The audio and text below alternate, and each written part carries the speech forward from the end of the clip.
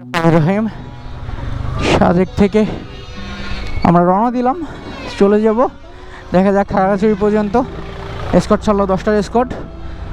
আর খাগড়াছড়ি থেকে কোথায় যাই সেটা একটা চিন্তার বিষয়।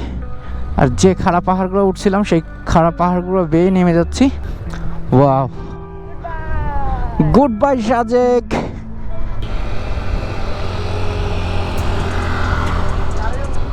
কি পরিমাণে ডাউন হিল বাবা, ধীরে ধীরে নামতেছি। আসলে সাজেকটা ঘুরে মন ভালো হয়ে গেল, কারণ সাজেক জায়গাটাই এমন মন ভালো করার জায়গা। সকালে উঠে ঘুম থেকে উঠে যখন আপনি এতগুলো মেঘ দেখবেন আপনার নিচে বা আপনার আশেপাশে, তখন মন মানসিকতা কিন্তু আপনি ভালোই হয়ে যাবে। ওরে বাবা, আমরা এই রোড উঠছিলাম নাকি?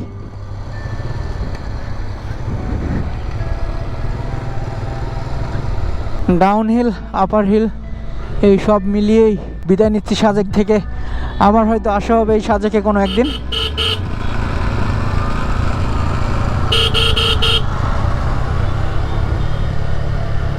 আর আপনারা নামার সময় অবশ্যই ইঞ্জিন ব্রেক দিয়ে নামার চেষ্টা করবেন, কারণ ইঞ্জিন ব্রেকে নামার ফলে কিন্তু আপনাকে ব্রেকের উপর প্রেশারটা কম পড়ে।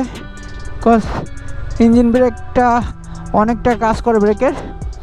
আর ব্রেক যদি আপনি নর্মালি ছেড়ে দেন, ফ্রি করে দেন, তাহলে ব্রেকের উপর খুব প্রেশার পড়ার কারণে অনেকটাই কন্ট্রোলের বাইরে চলে যাবে।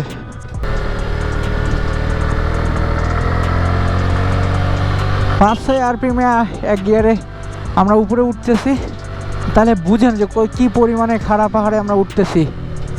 আর এবারে ডাউনহিল, এই যে ওঠা নামার ভিতর দিয়েই আমরা যাচ্ছি। একটা অন্যরকম আপনার অ্যাড্রিনালিন হ্রাস হবে এইরকম জায়গা দিয়ে নামতে। এবার দেখেন যে কি ভিউ, ও মাই গড, পাহাড়ের ভিউ। আপনি পাহাড়ের এই ভিউয়ে পাগল না হইলে আপনি পাহাড় প্রেমী না, আপনি প্রকৃতি প্রেমী না। আর সামনেরগুলো দেখেন। Tata tata bye. আমরা কিন্তু ডাইনা দিয়ে চলে যাব খাগড়াছড়ি।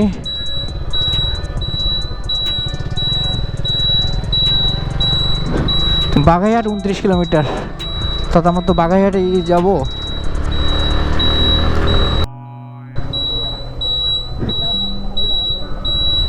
ওয়াও, আমরা কিন্তু অলরেডি সাজেকে লাস্ট 3 কিলোমিটার ক্রস করে চলে আসছি। অর্থাৎ ভয়ঙ্কর যে উঁচু পাহাড়গুলা সেগুলো কিন্তু ক্রস করে চলে আসছি।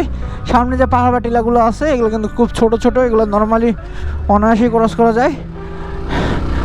সো এখন সাবধানে সহি সালামতে গন্তব্যে পৌঁছালেই আমরা বলতে পারবো আমাদের সাজেক ভ্রমণ সফল। আর বাইক নিয়ে সাজেক ভ্রমণ সবারই একটা স্বপ্ন থাকে, একটা আশা থাকে বাইকারদের। সেদিক থেকে আমারও একটা আশা ছিল, আর আমার পিচ্ছি বুড়িটাকে নিয়ে সেই আশাটা আমি পূরণ করতে পারছি, যদি আমি সহি সালামতে সুষ্ঠুভাবে বাই বাই বাই বাই পৌঁছাতে পারি, তাহলে সেটাই বলতেছিলাম। আর পাহাড় ছেড়ে যাচ্ছি না, সামনে পাহাড় দিয়েই যেহেতু কক্সবাজার যাব, সেহেতু চিন্তা করি যে রাঙামাটি বান্দরবান ঘুরে যাই। আর এদিকে আসা হবে কিনা ফ্যামিলি নিয়ে, আর এত বড় ট্যুর, আর যেহেতু ছুটিও আছে, সময়ও আছে, সেই হিসেবে ঘুরেই যাব। এই গাড়িগুলা তোমার অনেক শক্তিশালী। এই যে গতকালকের সেই ক্যাম্পটায় এসে আমরা এখানে সবাই একটু রেস্ট নিচ্ছে, বাইকাররা। ইঞ্জিনটা একটু ঠান্ডা করতেছে একটু হলেও। 10টার স্কট আসতেছে।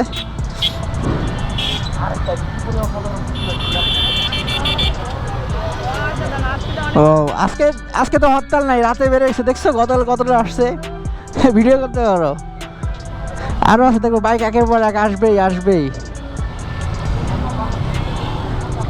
আমরা যে ক্যাম্পে এখানে রেস্ট নিয়েছিলাম, অপোজিট থেকে যে স্কটটা আসতেছিল, এই স্কটে তো অনেক বাইক সংখ্যা, আজকে ছুটির দিন, দ্যাটস হয় একটু লং টাইম নিয়ে এখানে দাঁড়ানো হলো, যার ফলে একটু সময় লাগছে। আর আমরা রওনা দিয়ে দিয়েছি।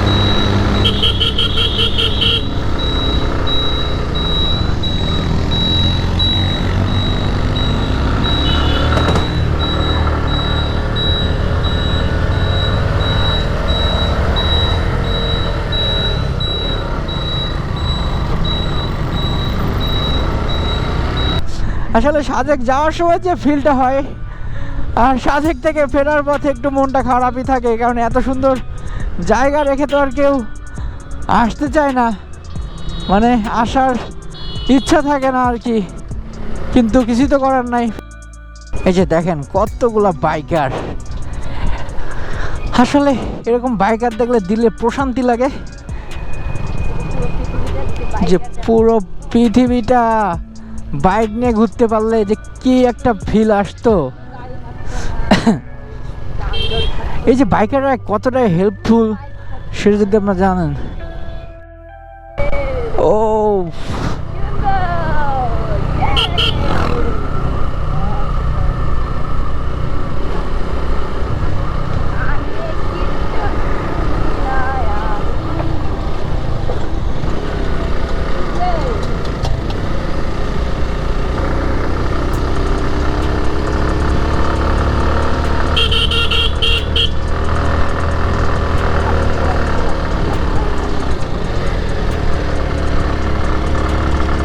ভাই একে দেন, একে দিয়ে আসেন, একে দিয়ে আসেন।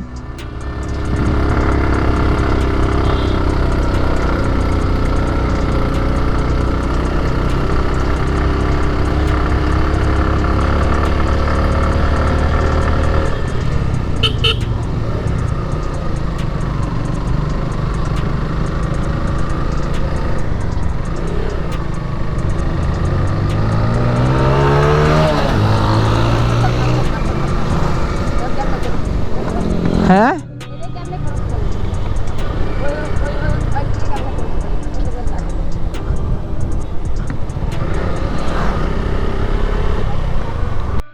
আমার একটা স্টপেজ।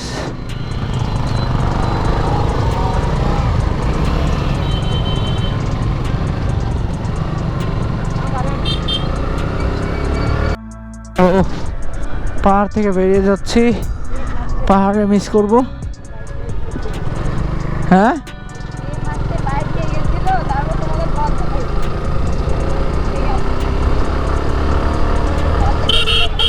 আচ্ছা, নদী বা পাহাড়ি নদী কিন্তু একটা অন্যরকম বৈশিষ্ট্য থাকে। পাহাড়ি নদীর পানি কিন্তু স্বচ্ছ থাকে।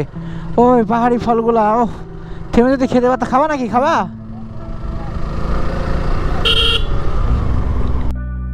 বাগাইহাট পুলিশ ক্যাম্পে চলে আসছি, অর্থাৎ বাগাইহাট একদমই কাছে। এবার এখান থেকে খাগড়াছড়ি। অবশেষে এই সাজেক ভ্রমণের ভয়ঙ্কর রাস্তাগুলো পার হলাম, শেষ করলাম। দেখা যাক রাঙামাটি যাওয়ার পথে কি কি হয়। অবশেষে আমরা বাগাইহাট ক্যাম্পে পৌঁছলাম, আর এখানে আমাদের টোকেন জমা দিলাম পোস্টায়। আর আমরা একটু রেস্ট নিয়ে আবার রওনা দিব। এই যে বাবা, বাবা, ইয়ে